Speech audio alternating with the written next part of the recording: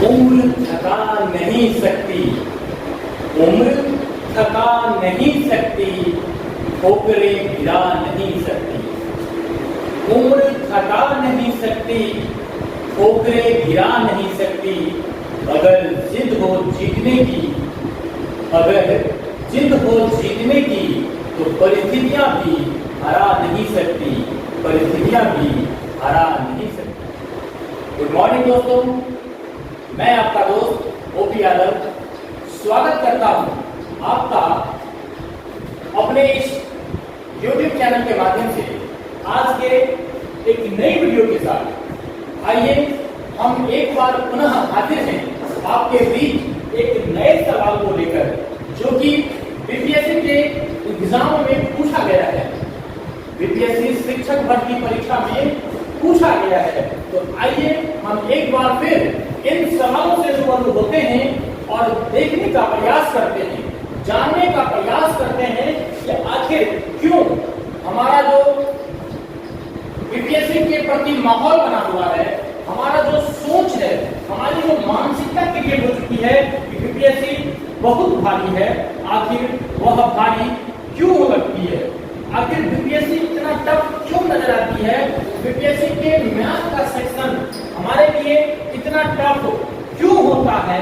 आइए हम एक बार पुनः आपके मन से ये भ्रम निकालने का प्रयास करें कि मैथ बहुत सरल होता है, मैथ बहुत ही मामूली प्रश्न लेके आता है, लेकिन हमारा ठंडा होने की वजह से हम लोग मैथ को भारी भरकम बना देते हैं। आइए दोस्तों हम एक समीकरण को सॉल्व करते हैं। एक बार इन सवाल पर नजर दौड़ाइए। ये सवाल भी बीपीएससी टीआरई 1 एग्जाम में पूछा गया है। ये पूछा हुआ सवाल है। आइए हम इन सवाल को हल करने की कोशिश करते हैं। आप भी हमारे साथ इस सवाल पर अपना दिमाग लगाइए कि आखिर क्या करें ये सरल वे में सॉल्व हो जाए।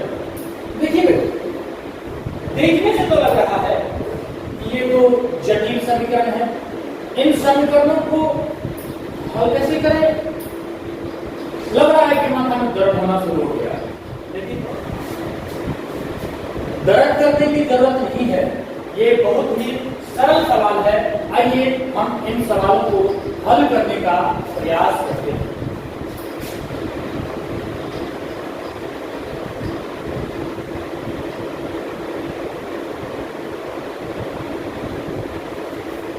सबसे पहले हम क्या करेंगे, तो ये जो सवाल दिया हुआ है, इन सवालों को एक्सपेंडेड फॉर्म में लिखेंगे। इनका जो बृहद रूप है उन रूप में हम लिखेंगे।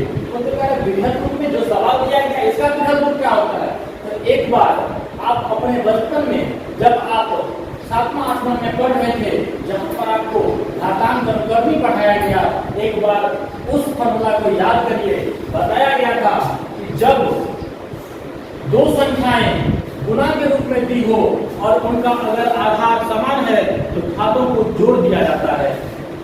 आइए हम एक बार देख लेते हैं। मान लेते हैं कि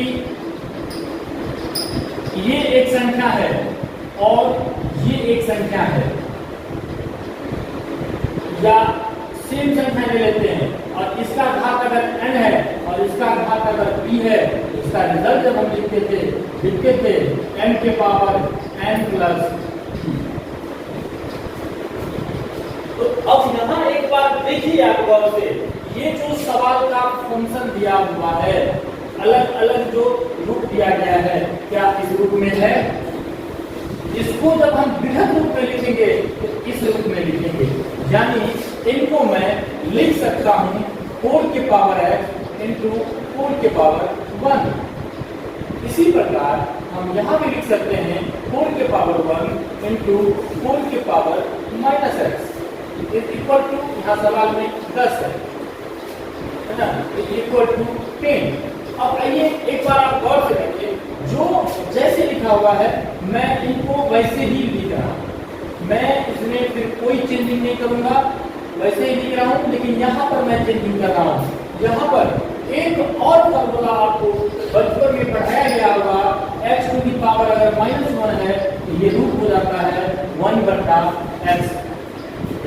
प्रकार जब यहाँ पर 4 के पावर -x है, इसको हम सीधे लिखेंगे 1/4/x। तो कह रहा है सर x के पावर -1 था तब ये होती थी, आप तो x वाला में लिख दिए, आपका शायद घंटा गड़बड़ा गया है। नहीं दोस्त, घंटा गड़बड़ाया नहीं है। एक बार आप इसको सवाल का रूप समझिए, सवाल बहुरूपी बन के आता है। सवाल का रूप समझने का प्रयास कीजिए, इस सवाल में क्या क्या छिपा हुआ है।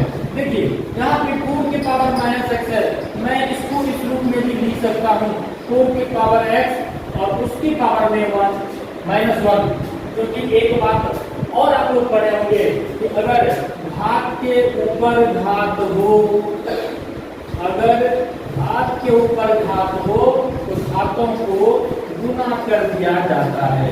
यहाँ पर घात के ऊपर घात है, उसको अगर हम गुणा करेंगे x को -1 से तो -x हो जाएगा और इस प्रकार की दोनों बातें एक हो जाएगी। और इसी को हम फिर अब ऐसे लिख सकते हैं 1/4/x और यहीं से मैंने डायरेक्ट यहाँ पर लिख दिया 1/4/x। अब इक्वल 10 है, मैंने लिख दिया 10। देखिए मैंने अपने तरह से कोई भी नई बात यहाँ लाने का प्रयास तक नहीं किया, जो सवाल दिया उसी को मैंने स्टेप दर स्टेप आगे बढ़ाने का कोशिश कर रहा हूँ। मैं कोई नई बात इसमें नहीं लाया हूँ। और आप देख लीजिए इतने में ही आपका ये समीकरण जो है सोल्व होने के कगार पर पहुंच गया है। अब आप देख लीजिए एकदम आपका समीकरण सोल्व होने की कगार पर, कुछ नहीं करना है, एकदम आराम से देखते रहिए।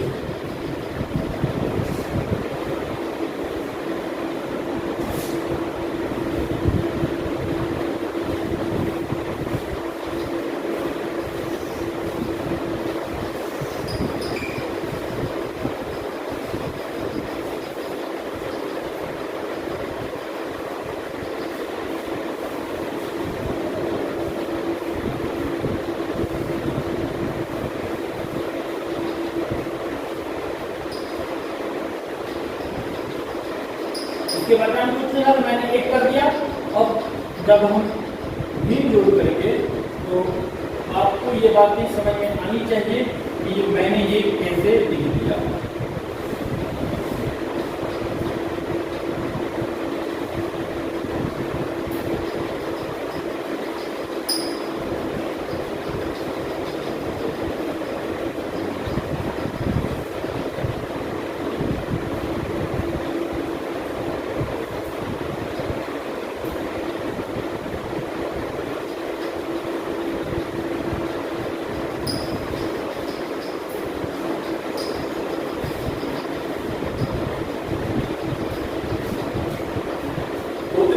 मैं नहीं समझा कि आपने क्या करना है, एक बार हम फिर से समझाइए।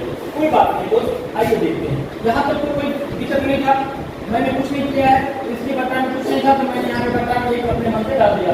तो आप भी जानते हैं अगर किसी संख्या के बता में कुछ नहीं है तो एक है, तो मैंने अपने मन से एक डाल दिया। अब मैंने क्या किया है, अगले स्टेप में 1 और 4x का मैंने एलसीएम किया है। 1 और 4x का एलसीएम 4x, फिर मैंने 1 से 4x में भागा किया, 4x मर्तबा लगेगी और मैंने इस 4x को ऊपर वाले से गुना कर दिया। 4 का मैंने 4 लिख दिया और 4x का जब हम 4x से गुना करेंगे, 4x का जब हम 4x से गुना करेंगे तो मैंने पढ़ा है, आपने भी पढ़ा है कि जब गुना की हालत में आधार समान हो तो घातों को जोड़ देते हैं। आधार समान था, मैंने आधार वैसे ही लिख दिया और घातों को जोड़ देंगे। x + x 4 और x + x 2x, इसी को मैंने ऐसे लिख दिया क्योंकि मैंने तुरंत बताया था कुछ देर पहले घात के ऊपर घात हो तो घातों को गुना कर देते हैं और x को अगर 2 से गुना करेंगे तो 2x होगा, कोई फर्क नहीं पड़ा, इसीलिए मैंने यहाँ लिख दिया। लेकिन ऐसा लिख देने से आपको खिचड़ी स्पष्ट रूप से पक्का हुआ नजर आएगा, इसीलिए मैंने ऐसा लिख दिया। अब हम यहाँ पे क्या करेंगे, ये 4x जो माता का दर्द बना हुआ है इसको इस समीकरण से गाइड कर रहे हैं। आइए हम इसको इस समीकरण से गाइड करते हैं। मान लेते हैं 4x = y। अब हम जहां जहां 4x है वहां वहां हम y रखेंगे। आइए देख लीजिए, यहाँ पे 4 के बदला में 4 और यहाँ 4x है, 4x के बदला में y और 4x का स्क्वायर था तो y का स्क्वायर कर दिया मैंने। यहाँ पे 10 के बदला में 10 मैंने रखा, 4x के बदला में मैं यहाँ y रखूंगा, 4 है, हो गया। अब ये आपका आ गया द्विघात समीकरण। और द्विघात समीकरण को सोल्व करने के कई तरीके होते हैं, जिनमें एक होता है गुणनखंड विधि। अभी मैं इनको गुणनखंड विधि से सोल्व करने की कोशिश करूंगा।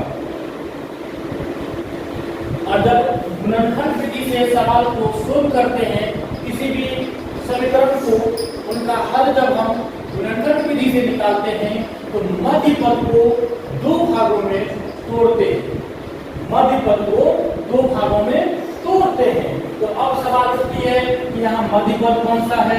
मध्य पद का मतलब होता है बीच वाला पद। बीच वाले पद को 2 भागों में तोड़ेंगे, लेकिन तोड़ने से पहले एक बात का हम ध्यान रखेंगे।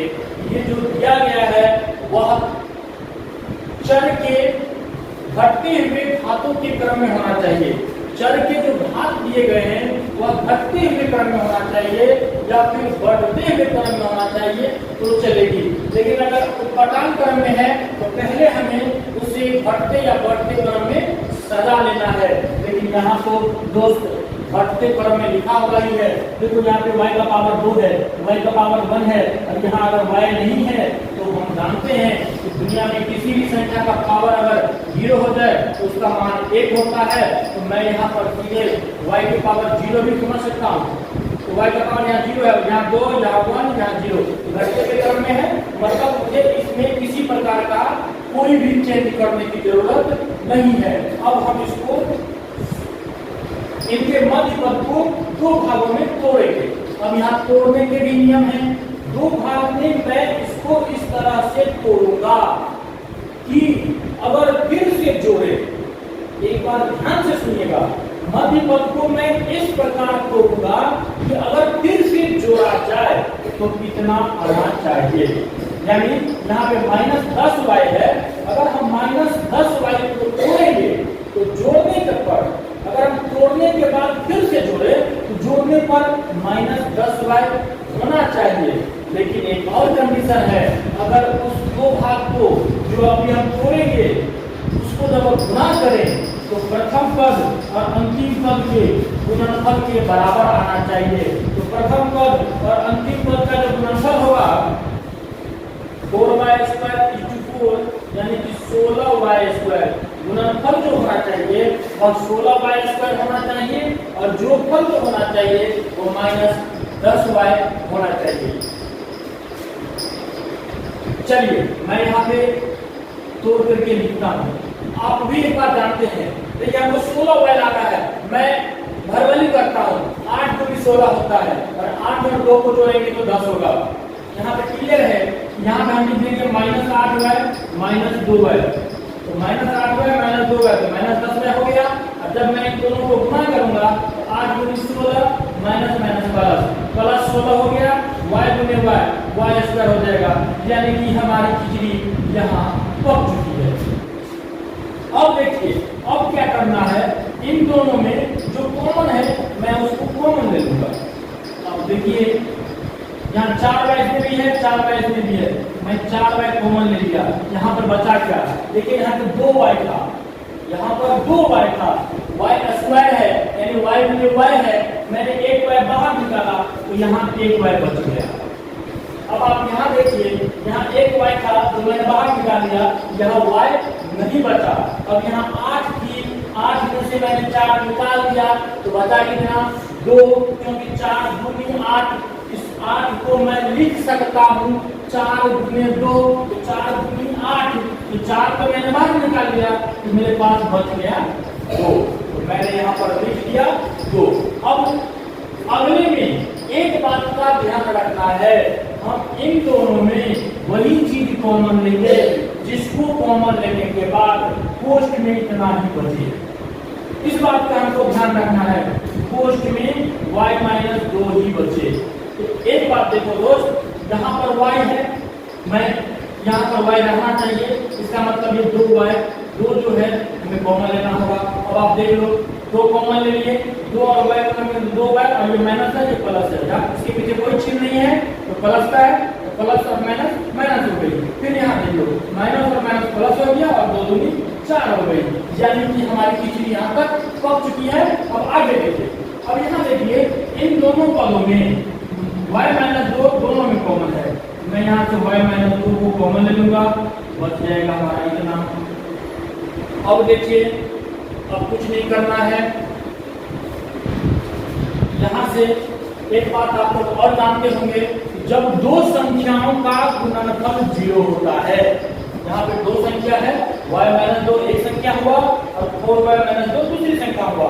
जब दो संख्याओं का गुणनफल 0 होता है तो इसके पीछे एक ही बात होगी, या तो इन दोनों में से कोई एक संख्या 0 होगा या फिर दोनों संख्याएं 0 होगी। तो हम बारी बारी से ट्राई करते हैं कि दोनों संख्याओं को 0 मान लेते हैं। y माइनस 2 ये 0 है, मैंने एक बार मान लिया कि y माइनस 2 0 है, यहाँ से क्या आ रही है, y बराबर 2, और फिर यहाँ पर है 4y माइनस 2 बराबर 0, यहाँ पे हो जाएगा 4y बराबर 2, y बराबर 2/4 यानी कि 1/2, y बराबर 1/2 और y बराबर 2। लो दोस्त, आपका y का मान निकल गया, सवाल सॉल्व हो गया? नहीं, अभी तो आधा काम ही हुआ है। भैया y का मान निकल गया, आधा काम ही कैसे हो? इसीलिए आधा हुआ है, आपका जो सवाल था वो y के टर्म में नहीं था, आपका सवाल x के टर्म में था और आपने 4 के पावर x को y मान लिया था। तो अब हम यहाँ पर कंपैरिजन करेंगे, है ना, यहाँ जो 4 के पावर x बराबर y मैंने माना था, y के बदले में मैं एक बार 2 रखूंगा। अब देखो, ये जो 4 के पावर x है मैं इसको लिख सकता हूँ 2 के पावर 2x और बराबर 2 के पावर 1, यानी कि 2x बराबर यहाँ से हुआ 1, x बराबर हो गया 1/2। x का एक मान निकला और एक मान अभी और निकालना बाकी है। यहाँ से फिर करेंगे 4x बराबर 4 के पावर x बराबर 1/2, 4 के पावर x बराबर 1/2। फिर बात मैं यहाँ पर वही करूंगा, 4 के पावर 2 के पावर 2x और यहाँ पर मैं लिख सकता हूँ 2 के पावर -1, यानी कि 2x = -1, x = -1/2। यहाँ पर x के दो मान आ गए, x = 1/2 और x = -1/2, और यही हमारा उत्तर होगा। 1 मिनट के लिए मुझे डाउट हो रही है कि क्या मेरा ये उत्तर सही है या नहीं। एग्जाम हॉल में कॉपी जमा करने से पहले अपने आप को ये भी क्लियर कर लें आपने जो बनाया है वह सही है या नहीं है। इसके लिए आपको करना क्या होगा, यहाँ जो x का मान दिया गया है आप इसमें x का मान रखकर देखिए, अगर दोनों का मान रखने के बाद कितना आता है तो सही है, नहीं आता है तो गलत है। चलिए ये काम मैं आपके लिए छोड़ता हूँ, आप लोग करके देखिए आता है या नहीं आता है। आता है फिर भी कमेंट करके हमको बताइए कि आया या नहीं आया। अगर नहीं आता है तो भी कमेंट कीजिए। अगर आपने इस सॉल्यूशन को नहीं समझा तो आप हमें व्यक्तिगत रूप से कमेंट कर सकते हैं। मैं आपके लिए एक बार पुनः स्पेशल वीडियो बना करके डालूंगा। जितना भी फंडा है मैं उसके लिए स्पेशल वीडियो बना के आपके लिए डालूंगा। लेकिन दोस्त इसके लिए आपको एक मशक्कत करनी होगी। अगर आपको हमारा ये वीडियो पसंद आया हो कृपया करके आप हमारे वीडियो को लाइक शेयर और हमारे चैनल को सब्सक्राइब कर दीजिए, ताकि हमें और भी इसी तरह के नए वीडियो बनाने में प्रोत्साहन मिले और मैं बार बार आपके समक्ष नए नए सवालों को लेकर हाजिर होता रहूं। तब तक के लिए दीजिए। अपने दोस्त को इजाजत। खुश रहिए, हंसते रहिए, मुस्कुराते रहिए और जीवन का आनंद उठाते रहिए।